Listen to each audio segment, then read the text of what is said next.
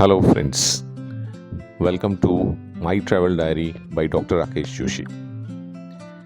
आज हम जा रहे हैं साउथ अफ्रीका, और साउथ अफ्रीका कंट्री में भी सबसे पहले हम विज़िट करेंगे Cape Town. South Africa country की 3 कैपिटल्स हैं। जी हाँ, आमतौर पे कंट्रीज़ की एक कैपिटल होती है, लेकिन साउथ अफ्रीका की 3 कैपिटल हैं।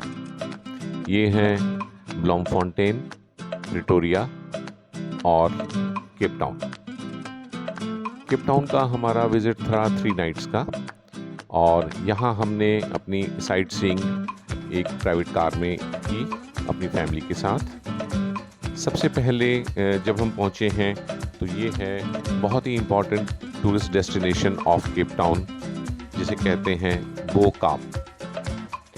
ये बो काप जो है ये केप मले में स्थित है, जो केप टाउन का एक हिस्सा है, और ये सिग्नल हिल्स के सामने बसा हुआ एरिया है। इस हिस्से की हिस्ट्री बहुत ही इंटरेस्टिंग है, और लोकेशन पे आप देख सकते हैं कि यहाँ जितने भी घर बने हुए हैं वो हैं तो छोटे छोटे, लेकिन उनको बहुत ही अच्छी तरह से मेंटेन किया गया है, और बहुत ही कलरफुल पेंट्स यूज़ किए गए हैं, और वो भी अलग अलग कलर्स। ये घर एक्चुअली हैं उन मुस्लिम डिसेंडेंट्स के जिन्हें स्लेव्स के लिए की तरह डच लोग सेंचुरीज पहले अपने साथ लेके आए थे यहाँ लेबर कराने के लिए। और ये लोग आए थे इंडोनेशिया से या अफ्रीका की कुछ कंट्री से और मलेशिया से, इसीलिए इस जगह का नाम केप मले भी पड़ा है।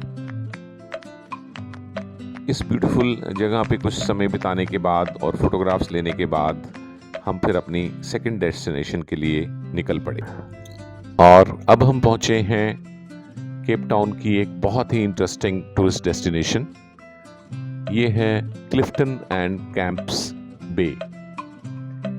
यहाँ बीच एरिया भी है, लेकिन ये बीच एरिया बाकी दुनिया के बीच एरिया से थोड़ा डिफरेंट है। यहाँ पे सी बीच पे आपको सैंड नहीं मिलेगी, बल्कि बड़ी बड़ी रॉक्स मिलेंगी। सो इसीलिए आप बीच एरिया पे तो ज़्यादा देर बैठ नहीं सकते हैं क्योंकि रॉक्स हैं, लेकिन यहाँ लोकल अथॉरिटीज़ ने इस बीच एरिया में और इस बे में बहुत ही बड़ा ग्रास लैंड डेवलप किया है, और वहाँ आप देख सकते हैं कि हम कंफर्टेबल होके बैठे हैं, और इस ग्रास एरिया में जगह जगह उन्होंने बेंचेस प्रोवाइड किए हैं। बैकग्राउंड में हिल्स हैं और सामने समुंदर है। तो ये बहुत ही इंटरेस्टिंग स्पेस है केप टाउन का, जहाँ आपको ठंड के दौरान ठंडी ठंडी हवाएं समुद्र से आती हैं और एक तरफ पहाड़ है, बट यहाँ आप काफ़ी घंटे शांति से बिता सकते हैं। हालांकि यहाँ नॉर्मल बीच वाला स्विम करने का कोई चांस नहीं है, लेकिन फिर भी ये समय बहुत ही इंटरेस्टिंग बीता। इसके बाद हम आगे बढ़ चले अपनी थर्ड डेस्टिनेशन के लिए, फर्स्ट डे की। क्लिफ्टन बे से सामने ही वॉकिंग डिस्टेंस पे है विक्टोरिया एंड अल्फ्रेड वाटरफ्रंट। ये किसी समय पे फिशिंग एरिया हुआ करता था लोकल फिशरमैन के लिए, लेकिन आजकल ये केप टाउन का सबसे इंटरेस्टिंग टूरिस्ट डेस्टिनेशन है, क्योंकि यहाँ एंटर करते ही सबसे पहले आता है शॉपिंग एरिया, जो कि एक मॉल की तरह है, और उसके बाद शुरू हो जाता है एंटरटेनमेंट एरिया। और इस एंटरटेनमेंट एरिया में आप अपना समय बड़े आराम से बिता सकते हैं, और इस एरिया की हाईलाइट है जाइंट व्हील।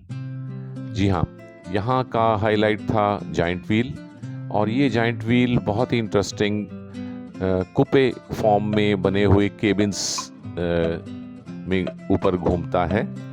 इसमें आप अपनी फैमिली के साथ इंडिविजुअली एक पूरा केबिन हायर कर सकते हैं, और अगर आप वीआईपी कुपे लेते हैं तो फिर आपको ये राइड लेने से पहले बहुत ही वीआईपीज़ की तरह एंटरटेन किया जाता है। और शैम्पेन जैसे आप देख सकते हैं ऑफ़र की जाती है और उसके बाद शुरू होती है ये 15 मिनट की ride in your own cabin. फिर जब आप ऊपर होते हैं इस व्हील में तो आपको लगभग पूरा ही Cape Town city, bay area सभी कुछ बहुत अच्छे से क्लियरली दिखाई देता है।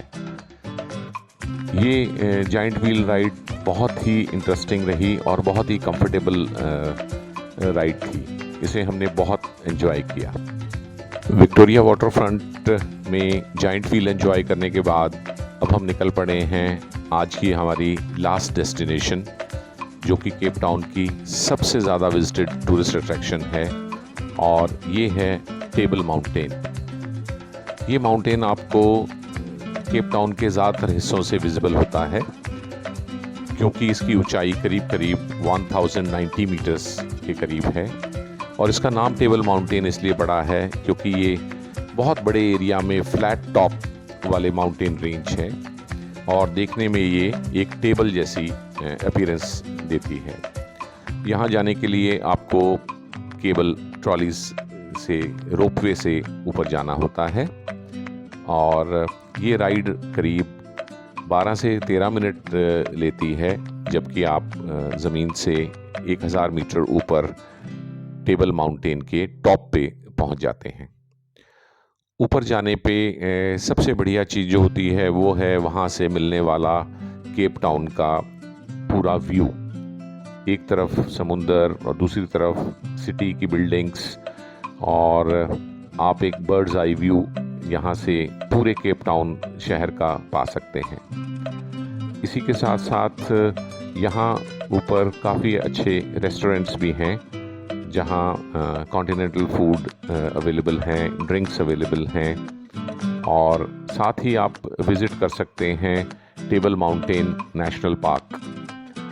इस नेशनल पार्क में बहुत ही इंटरेस्टिंग फौना और फ्लोरा की कलेक्शन है और यहाँ पे करीब 1.5 घंटा बिताने के बाद फिर हम टेबल माउंटेन से नीचे आ गए और वापस अपने होटल आ गए। हमारा फर्स्ट डे काफ़ी टायरिंग और काफ़ी फुलफिलिंग रहा। कल हम जाएंगे उन डेस्टिनेशंस को देखने जो केप टाउन शहर के आसपास हैं, करीब 50 to 60 किलोमीटर रेडियस में।